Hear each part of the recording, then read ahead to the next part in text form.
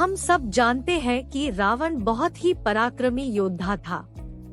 उसने अपने जीवन में अनेक युद्ध किए। धर्म ग्रंथों के अनुसार उसने अपने जीवन में लड़े कई युद्ध तो अकेले ही जीत लिए थे। इतना पराक्रमी होने के बाद भी उसका सर्वनाश कैसे हो गया? रावण के अंत का कारण श्री राम की शक्ति तो थी ही, साथ ही उन लोगों का श्राप भी था जिनका रावण ने कभी अहित किया था।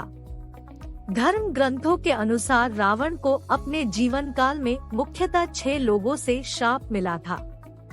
यही श्राप उसके सर्वनाश का कारण बने और उसके वंश का समूल नाश हो गया। जानिए किन किन लोगों ने रावण को क्या क्या श्राप दिए थे। रघुवंश भगवान राम के वंश में एक परम प्रतापी राजा हुए थे जिनका नाम अनन्य था। जब रावण विश्व विजय करने निकला तो राजा अनन्य से उसका भयंकर युद्ध हुआ।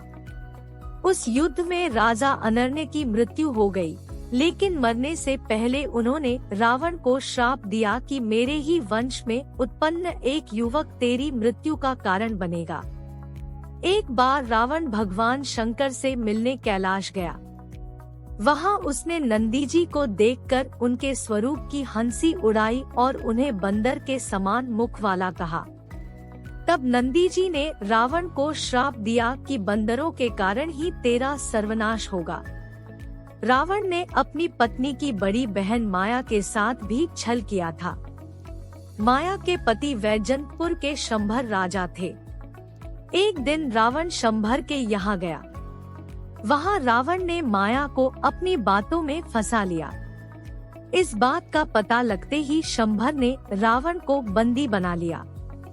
उसी समय शंभर पर राजा दशरथ ने आक्रमण कर दिया। उस युद्ध में शंभर की मृत्यु हो गई।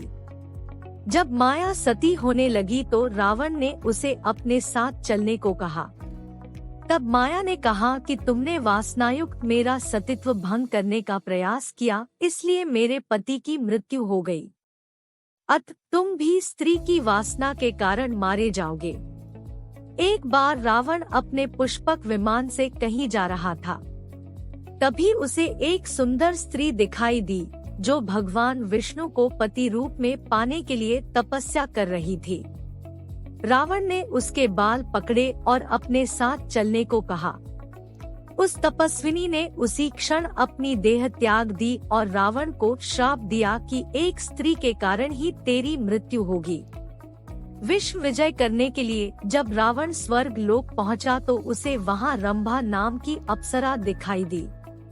अपनी वासना पूरी करने के लिए रावण ने उसे पकड़ लिया। तब उस अप्सरा ने कहा कि आप मुझे इस तरह से स्पर्श न करें। मैं आपके बड़े भाई कुबेर के बेटे नल कुबेर के लिए आरक्षित हूँ, इसलिए मैं आपकी पुत्रवधू के समान हूँ। लेकिन रावण नहीं माना और उसने रंभा से दुराचार किया।